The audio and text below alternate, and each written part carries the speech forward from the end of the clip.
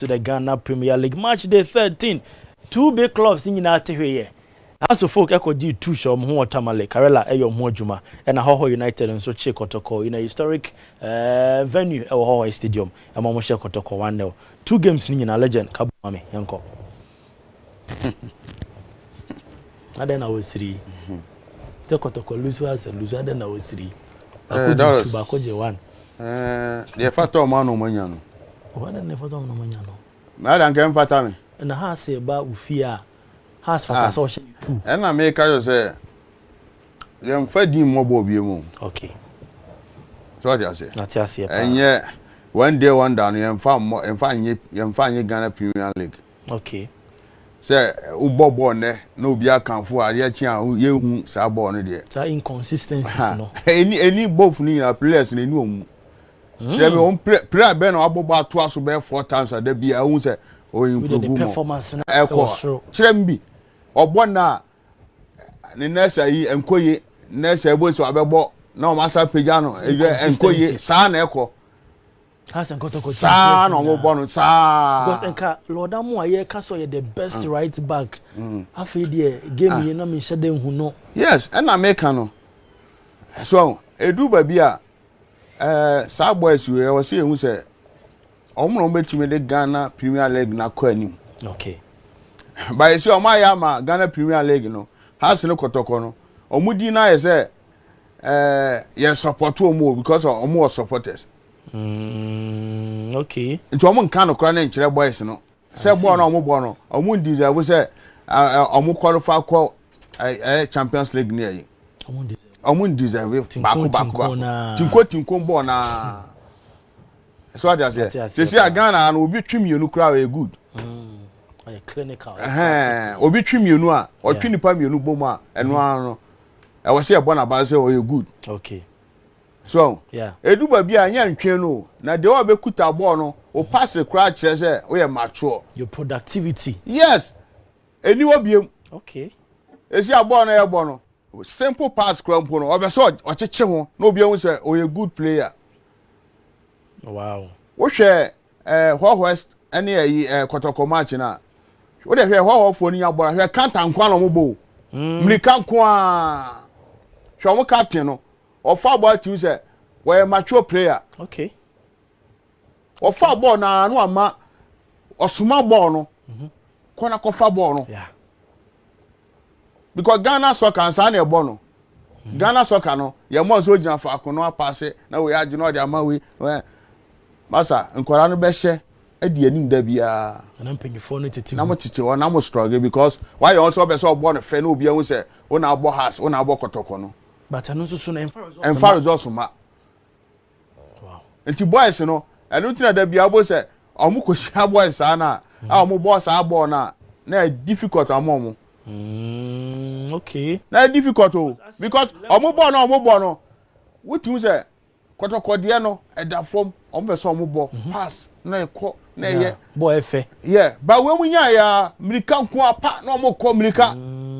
okay so hwe ya Kotoko na o ball no say omo striker no onya abotre kakra bia 1 against 1 anko be show passes BS anko mema na anko no akwakwa no komo ye clinical kakra bia me ka say Kotoko defender and me say sa boy no won o ye good say Rozo bebre o ye good say Asensu Remedy prayer no Asensu Sambo no me can be bia or timing defenders are na bobo yeah and the composure see is me say Ghana for defenders no omu nsua sa akwara no okay wonya Ghana ni ba ne ball no obo no e professional ball no obo no nti it comes back to the point na Karim Zito so pese omo naturalizing the Ghana one ne yan so mo man enye Ghana ni na omura into the Black Stars na enye possible there because enye possible say obe naturally because the player or better than me on ka so obe bo enye wa adwen na adekọ charge ama obi say Karim Zito so pese na ono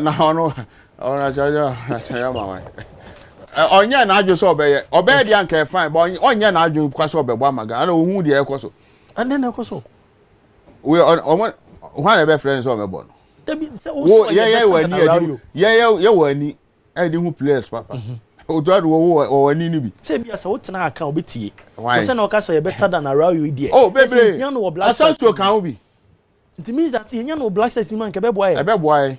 No, but we so no ba be tu no. Jiku ana say wine. Hi, Salisu Bobby. No, Salisu. And now I don't want to to obi. Sambo na betima to Salisu. Na I on sakwa no. O betima about 3, o betima about 2, o betima about 4, 5, 6. One player. Wow. The quality no e was soro. And yes, yamfa never been ento nchan yo. We hwe ne ball no ball na. Me Ghana Premier League e boy nyina on defender okuta ball won say adwen no e wanim. Wow. Sambo no. Yes, because okuta ball on rush mo ball nsimo. Okay.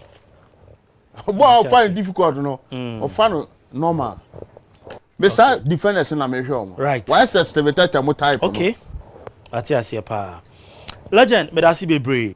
Yemrem ewo the GPL we Ghana Premier League week 13 on say and a resource on see etie on your screens. What United eche Kotoko bo meka bako wo mu entimi anti ewo Votaland sounds who and FC Samatex wo in Park no wo mu eche Ghosters bo meka mi no antimu be Dreams FC Shamienu Beche United take kan bako Vision FC and the Young Apostles game no we goalless draw sounds so and am diema ewo Takwa TNA no wo mu Shamienu Brekum Chelsea take kan bako pe Eduana Dom Eduana start Poku team no say omo de pin form wo mo tena fie ni Basak Holy Stars e boy goalless draw na PM Samson na Karela United and na Endrada Aliu Muhammad Stadium no wo mo che Accra Hearts of Oak and na ne omo ka mienu a has a prayer wante e kan mu bi na after Kotoko game e course no say ehun sema de jamenim say highlight ho a ye nhwe kakra ewura e bewuram na che say ye di enkomo efrimo.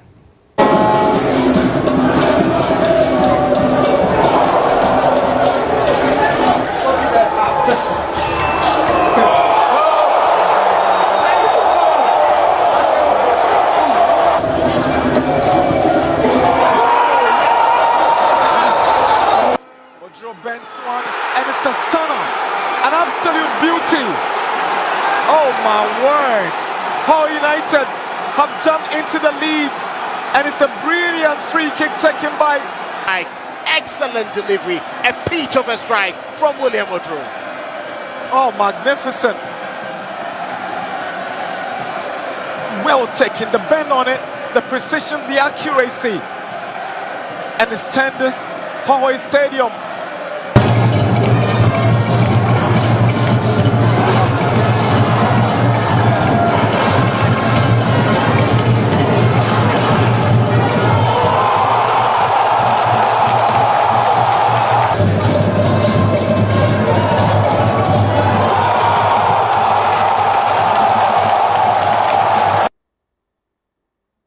Ghana Premier League now some of the goals across the weekend and issue at the amount and after match day 13 the Ghana Premier League now say and a table no SCT mediama wamone lead adiano with 26 points Samso and a Domediana Stars ya started omo lead as is omoto so mieno with 24 points and they 2 points per and they separate on mediama Heart of Lions toso miensa wamo ekura 23 points Gold Stars at toso 9 after losing to Samatex and Drano wamo ekura 22 points Asante Kotoko and so toso enum with 21 points Samatex ekura 21 and if Accra Folk hono so ekura 21 edidiso sa womu team so moda se ho 16th position relegation zone Brekum Chelsea ekura 16 points and I said 12 points or toso 16th position Bechem United was 17th position with 10 points and if it touch by 11 Wonders as our teams nyina with just 6 points we Ghana Premier League send ho ehyehyesi etie. After Andra game a course one na chese nkomo pi na etime to form after the game now opinion and din Ede Abdul Karim Zito head coach Ede Kotoko no wase or disappointed e won mrante num papa pass Andra da wo mentime ankeka mo ho na mo ntime awine sa game no yenti Abdul Karim Zito. I think I'm disappointed in my boys, especially the first half, because I want them. Don't sit down for somebody to beat us before you come back into the game.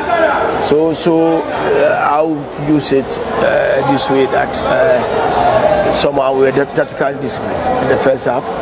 By the second half, we came back into the game, but putting the ball into the net was another factor. Already that